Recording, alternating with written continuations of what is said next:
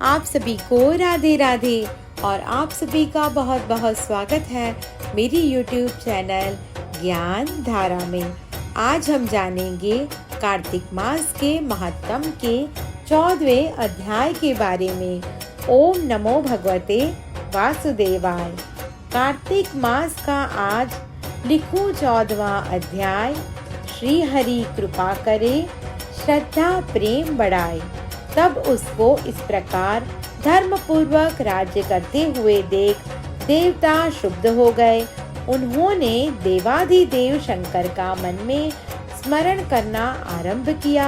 तब भक्तों की कामना पूर्ण करने वाले शंकर ने नारद जी को बुलाकर देव कार्य की इच्छा से उनको वहां भेजा। शंभु भक्त नारद शिव की आज्ञा से देवपुरी में गए। इंद्रादिक सभी देवता व्याकुल हो शीघ्रता से उठ नारद जी को उत्कंठा भरी दृष्टि से देखने लगे। अपने सब दुखों को कहकर उन्हें नष्ट करने की प्रार्थना की। तब नारद जी ने कहा, मैं सब कुछ जानता हूँ, इसलिए अब मैं दैत्यराज जलंधर के पास जा रहा हूँ। ऐसा कहकर नारद जी देवताओं को आश्वासित कर जलंधर की सभा में आए। जलंधर ने नारद जी के चरणों की पूजा कर हंसते हुए कहा, हे ब्राह्मण, कहिए आप कहाँ से आ रहे हैं, यहाँ कैसे आए हैं और मेरे योग्य जो सेवा हो उसकी आज्ञा दीजिए। नारद जी प्रसन्न होकर बोले, हे महाबुद्धिमान जलंधर, तुम धन्य हो।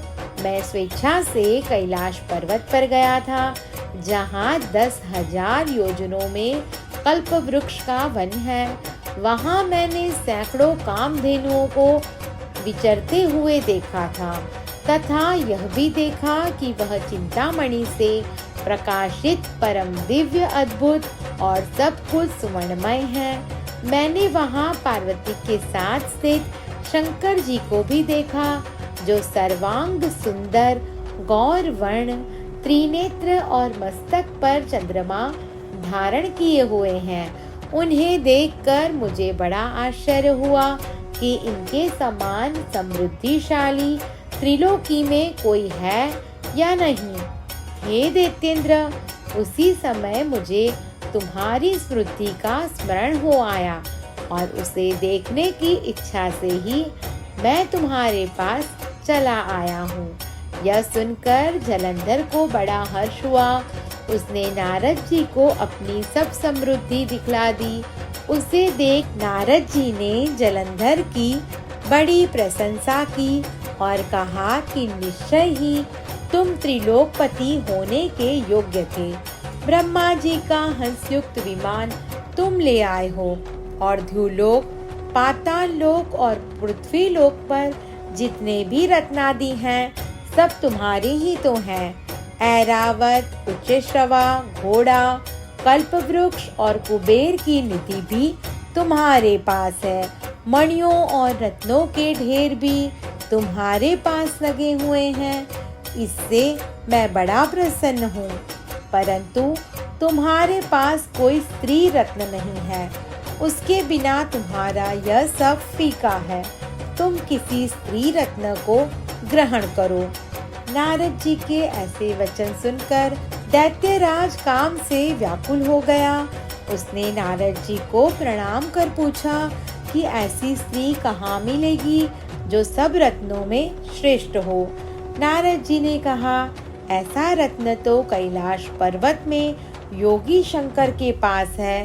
उनकी सर्वांग सुंदरी पत्नी देवी पार्वती बहुत ही मनोहर है। उनके समान सुंदरी में किसी को नहीं देखता।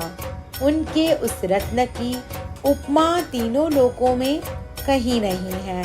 देवर्षि उस दैत्य से ऐसा कहकर देव कार्य की इच्छा से आकाश मार्ग में चले गए। ओम नमो भगवते वासुदेवाय। आप सभी को मेरी ये वीडियो पसंद आई हो तो मेरा YouTube चैनल ज्ञान धारा को लाइक, शेयर और सब्सक्राइब करना ना भूलें। धन्यवाद।